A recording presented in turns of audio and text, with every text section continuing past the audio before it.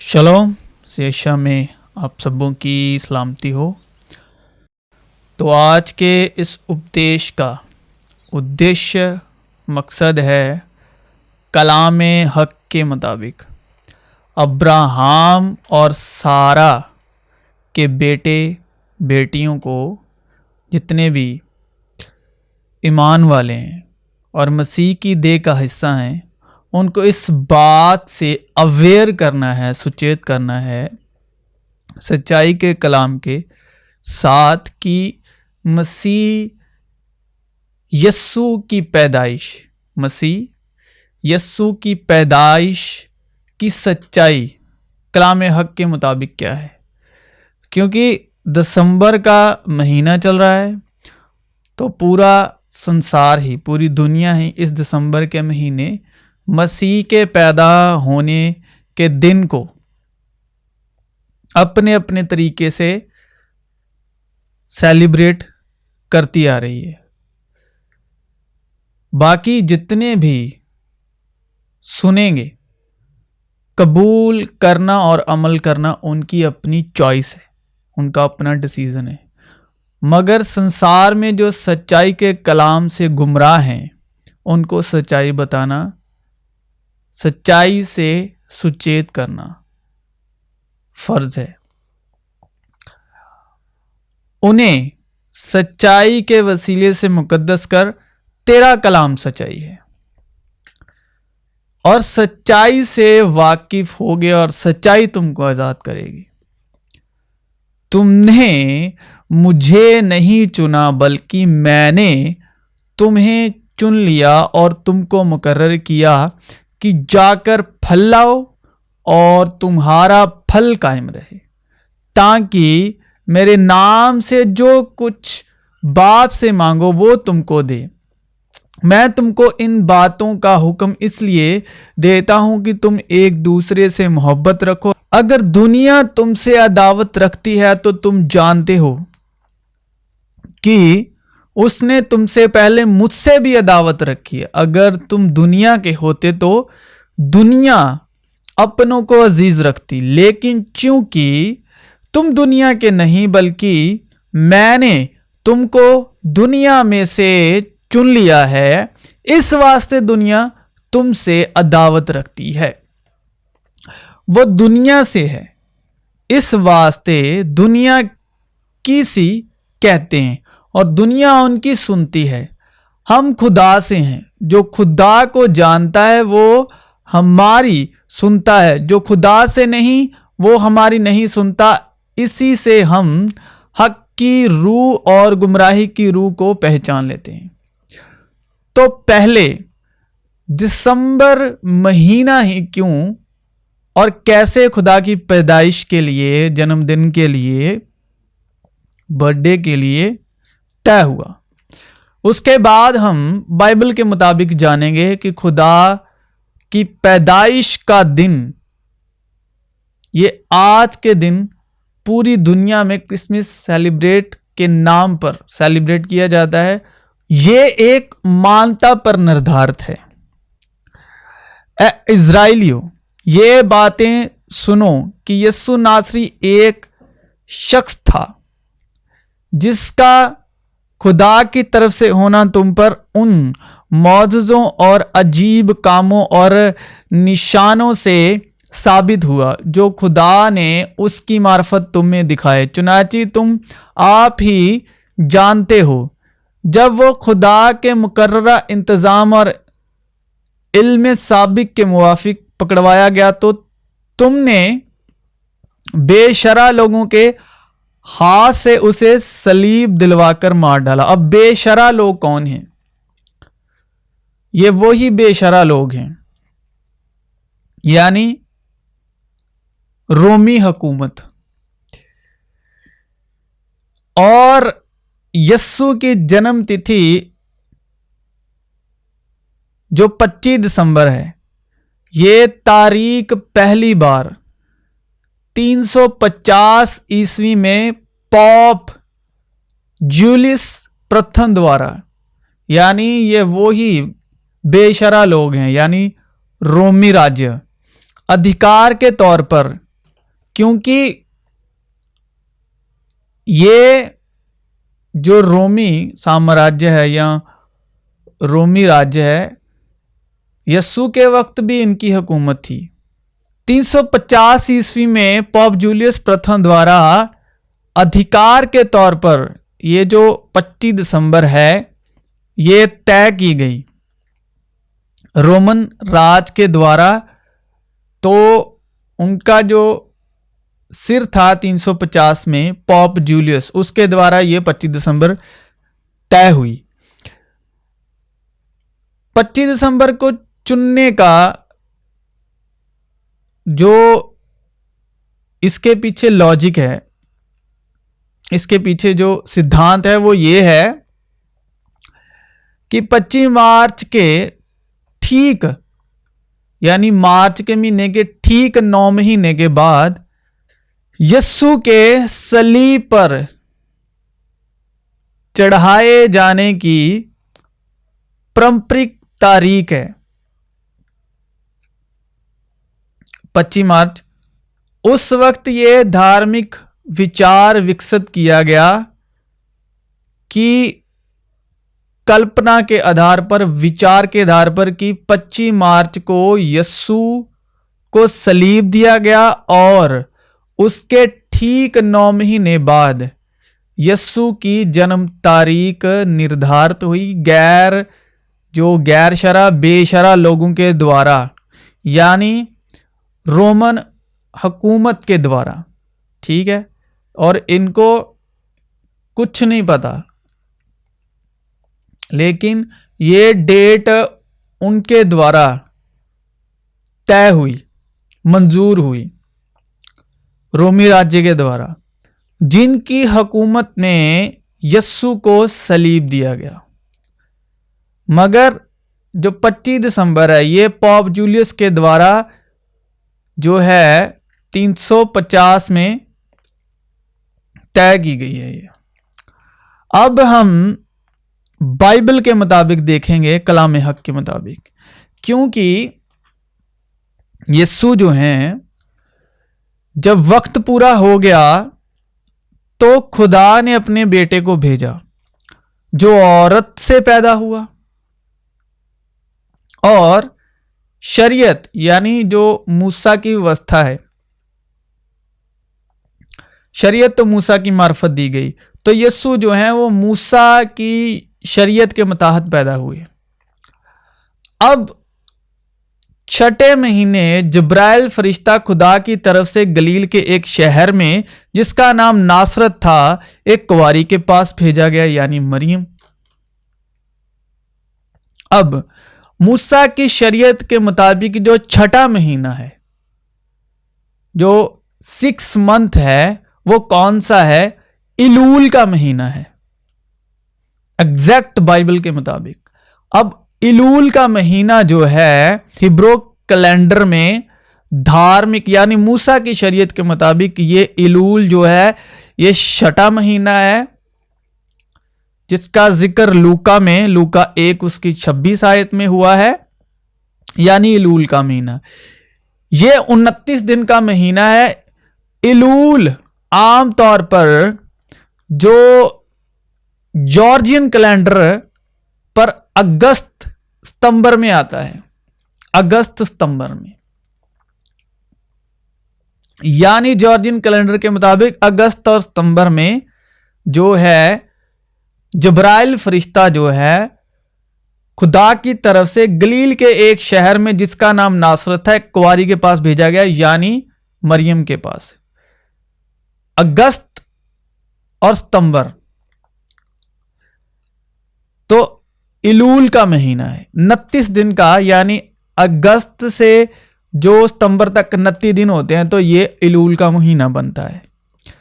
तो ये हमारे इंडियन महीने के मुताबिक कौन सा महीना बनता है?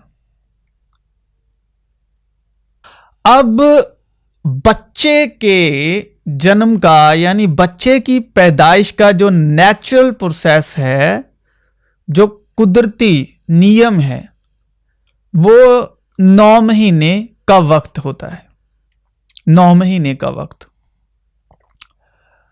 तो जो सिवान हिब्रू कैलेंडर पर धार्मिक वर्ष का तीसरा महीना है।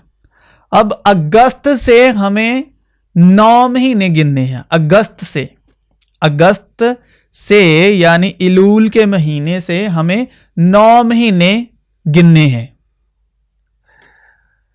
तो जो 9 महीने पूरे होते हैं वो हिब्रू कैलेंडर का जो सिवान महीना है, और ये हिब्रू के मुताबिक तीसरा महीना है, और यीशु मसीह के जन्म के मुताबिक ये जो है सिवान का महीना, जो हमारा जो कैलेंडर है, जॉर्जियन कैलेंडर है, वो मई जून का महीना बनता है।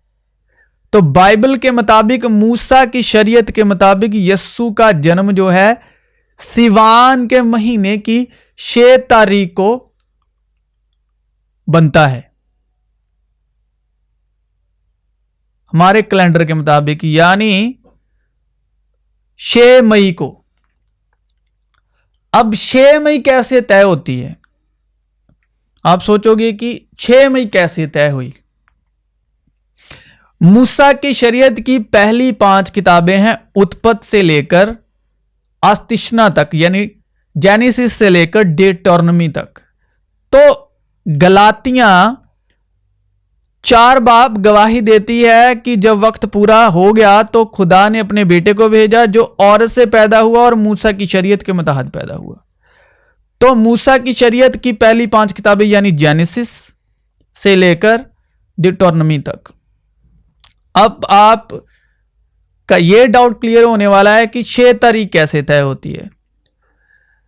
तो महीना तो तय हो गया सिवान महीना, यानी मई जून का महीना जो है। तो 6 मई को कैसे? तो कलाम कहता है आसमानी भी जिस्म है और जमीनी भी, मगर आसमानियों का जलाल और है, जमीनियों का और आफताब का जलाल और है, महताब का जलाल और सितारों का जलाल और, क्योंकि सितारे के जलाल में फर्क है। मुर्दों की क़यामत भी ऐसी ही है। जिस्म फना की हालत में बोया जाता है और बका की हालत में जी उठता है। बेहुरमती की हालत में बोया जाता है और जलाल की हालत में जी उठता है। कमजोरी की हालत में बोया जाता है और कुव्वत की हालत में जी उठता है। नफसानी जिस्म बोया जाता है और रूहानी जिस्म जी उठता है। जब नफसानी जिस्म है तो रूहानी जिस्म भी है। चुनांचे लिखा भी है कि पहला आदम यानी पहला आदमी यानी आदम जिंदा नफ्स बना। पहला आदम यानी जेनेसिस, पहला आदम जिंदा नफ्स बना, यानी उत्पत्ति का आदम जो है। पिछला आदम यानी लूका का आदम जो है, यानी यीशु मसीह।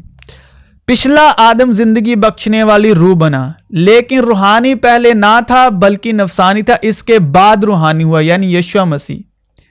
पहला आदमी जमीन से यानी खाकी था, दूसरा आदमी आसमानी है, इसीलिए 6ठे महीने जिब्राइल फरिश्ता इक्वारी के पास भेजा गया। उत्पत्ति में 6ठा दिन है, लूका में 6ठा महीना है। अब जो पहला आदम जो नफसानी आदम है वो 6ठा दिन हुआ। 6ठा दिन हुआ, फिर खुदा ने कहा कि हम इंसान को अपनी सूरत पर अपनी छवि की मानिंद बनाए, और खुदा ने इंसान को अपनी सूरत पर पैदा किया, खुदा की सूरत पर उसको पैदा किया, नर और नारी उनको पैदा किया। तो 6ठा दिन इस तरह बनता क्योंकि पहला जो आदम था यानी जमीनी आदम वो 6ठे दिन पैदा हुआ। इसी तरह 6ठे महीने जिब्राइल फरिश्ता कुंवारी के पास भेजा गया, यानी वो है 6 मई। 6 सिवान को हिब्रू कैलेंडर के मुताबिक 6ठे शिवान को यानी 6ठे दिन सूरत पर उसको पैदा किया। इस तरह 6 मई को यस्सु मसीह का बाइबल के मुताबिक, शरीयत के मुताबिक, मूसा की शरीयत के मुताबिक 6 मई को यस्सु मसीह की पैदाइश का दिन बनता है। लेकिन जब वक्त पूरा हो गया तो खुदा ने अपने बेटे को भेजा, औरत से पैदा हुआ और शरीयत के मुताबिक पैदा हुआ। तो 6 मई को यस्सु मसीह का जन्मदिन बनता है बाइबल के मुताबिक। और हिब्रू कैलेंडर में लीप वर्ष में 13 महीने होते हैं, जो हर 19 साल में आता है। तो अतिरिक्त महीने को अद्दार, जब लीप महीने को अद्दार कहा जाता है, अद्दार 2 कहा जाता है। अब ये तो बात हो गई यीशु मसीह के जन्म तारीख की और जन्म दिन की। और जिस तरह आदमियों के लिए एक बार मरना और उसके बाद अदालत का होना मुकर्रर है, इसी तरह मसीह भी एक बार बहुत लोगों के गुनाह उठाने के लिए कुर्बान होकर दूसरी बार बगैर गुनाह के निजात के लिए उनको दिखाई देगा जो उसकी राह देखते हैं। बस ऐ भाइयों, हम कर्जदार तो हैं मगर जिस्म के नहीं, कि जिस्म के मुताबिक जिंदगी गुजारें। क्योंकि अगर तुम जिस्म के मुताबिक जिंदगी गुजारोगे तो जरूर ही मरोगे, और अगर रूह से बदन के कामों को नेस्त नबूद करोगे तो जीते रहोगे। इसलिए कि जितने खुदा की रूह की हिदायत से चलते हैं वही खुदा के बेटे हैं। क्योंकि मसीह की मोहब्बत हमको मजबूर कर देती है, इसलिए कि हम ये समझते हैं कि जब एक सबके वास्ते मोया तो सब मर गए, और वो इसलिए सबके वास्ते मोया कि जो जीते हैं वो आगे को अपने लिए ना जिए बल्कि उसके लिए जो उनके वास्ते मोया और फिर जी उठा। बस अब से हम किसी को जिस्म की हैसियत से ना पहचानेंगे। हां, अगरची मसीह को भी जिस्म की हैसियत से जाना था मगर अब से नहीं जानेंगे। क्या तुम नहीं जानते कि हम जितनों ने मसीह यीशु में शामिल होने का बपतिस्मा लिया तो उसकी मौत में शामिल होने का बपतिस्मा लिया। बस मौत में शामिल होने के बपतिस्मा के वसीले से हम उसके साथ दफन हुए, ताकि जिस तरह मसीह बाप के जलाल के वसीले से मुर्दों में से जिलाया गया, उसी तरह हम भी नई जिंदगी की राह चलें।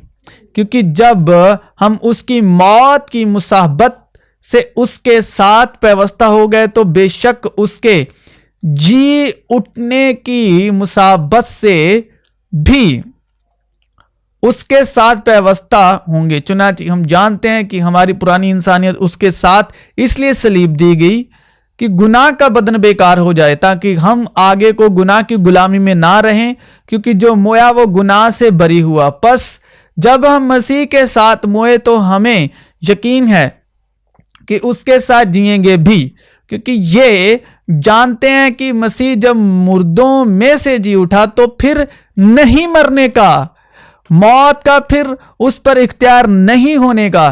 क्योंकि मसीह जो मोया गुनाह के एतबार से एक बार मोया, मगर अब जो जीता है खुदा के एतबार से जीता है। इसी तरह तुम भी अपने आप को गुनाह के एतबार से मुर्दा मगर खुदा के एतबार से मसीह यस्सु में जिंदा समझो। वो आसमान पर जाके खुदा की दाहिनी तरफ बैठा है और फरिश्ते और इख्तियार और कुदरतें उसके ताबी की गई हैं। बस आओ मसीह की तालीम की इब्तदाई बातें छोड़कर कमाल की तरफ कदम बढ़ाएं और मुर्दा कामों से तौबा करने और खुदा पर ईमान लाने की और बपतिस्मों और हाथ रखने और मुर्दों के जी उठने और अब्दी अदालत की तालीम की बुनियाद दोबारा ना डालें। और खुदा चाहे तो हम यही करेंगे कि इसकी जो इब्तदाई तालीम की बुनियाद दोबारा नहीं डालेंगे, क्योंकि जिन लोगों के दिल एक बार रोशन हो गए और वो आसमानी बख्शिश का मजा चख चुके और रूहुल कुद्स में शरीक हो गए और खुदा के उम्दा कलाम और आइंदा जहान की कुव्वतों का जायका ले चुके, अगर वो बरगश्ता हो जाएं तो उन्हें तौबा के लिए फिर नया बनाना नामुमकिन है। इसलिए कि वो खुदा के बेटे को अपनी तरफ से दोबारा सलीब देकर, अगर हम साल भर साल पैदा करते हैं तो जो पैदा होता है तो कलामे हक के मुताबिक जो पैदा होता है वो मरता भी है, तो इसलिए कि वो खुदा के बेटे को अपनी तरफ से दोबारा सलीब देकर एलानिया जलील करते हैं, क्योंकि जो जमीन उस बारिश का पानी पी लेती है जो उस पर बार बार होती है और उनके करामंद सब्जी पैदा करती है जिनकी तरफ से उसकी काश्त भी होती है, वो खुदा की तरफ से बरकत पाती है। और अगर झाड़ियां और ऊंट कटारे उगाती है तो नामकबूल और करीब है कि लानती हो और उसका अंजाम जलाया जाना है। बस जब तुम मसीह के साथ जिलाए गए तो आलमे बाला की चीजों की तलाश में रहो जहां मसीह मौजूद है और खुदा की दाहिनी तरफ बैठा है। आलमे बाला की चीजों के ख्याल में रहो, ना जमीन पर की चीजों के, क्योंकि तुम मर गए और तुम्हारी जिंदगी मसीह के साथ खुदा में छिपी हुई है। जब मसीह जो हमारी जिंदगी है जाहिर किया जाएगा तो तुम भी उसके साथ जलाल में जाहिर किए जाओगे, क्योंकि जो जिस्मानी है वो जिस्मानी बातों के ख्याल में रहते हैं, जो रूहानी है वो रूहानी बातों के ख्याल में रहते हैं। और जिस्मानी नीयत मौत है मगर रूहानी नीयत जिंदगी और इत्मीनान है, इसलिए कि जिस्मानी नीयत खुदा की दुश्मनी है। मगर अब जो तुमने खुदा को पहचाना, बल्कि खुदा ने तुमको पहचाना, तो उन जायफ और निकम्मी इब्तदाई बातों की तरफ किस तरह फिर रुजू होते हो जिनकी दोबारा गुलामी करनी चाहते हो। तुम दिनों और महीनों और मुकर्रर वक्तों और बरसों को मानते हो। क्या तुम ऐसे नादान हो कि रूह के तौर पर शुरू करके अब जिस्म के तौर पर काम पूरा करना चाहते हो? लेकिन तुम जिस्मानी नहीं बल्कि रूहानी, बशर्ते कि खुदा की रूह तुम्हें बसी हुई है, मगर जिसमें मसीह की रूह नहीं वो उसका नहीं। तो मसीह यीशु में आप सबों की सलामती हो।